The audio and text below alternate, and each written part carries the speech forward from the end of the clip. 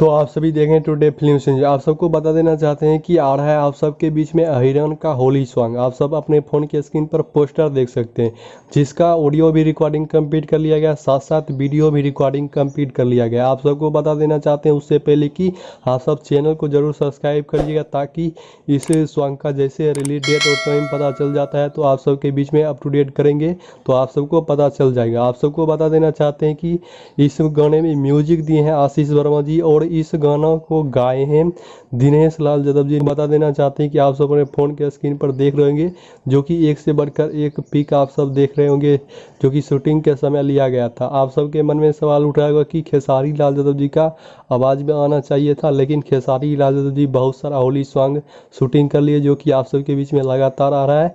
तो अब आप सबके बीच में दिनेश लाल यादव जी का आएगा सॉन्ग, जो कि गाने का नाम है अहिरन के होली। तो आप सब तैयार रहिए।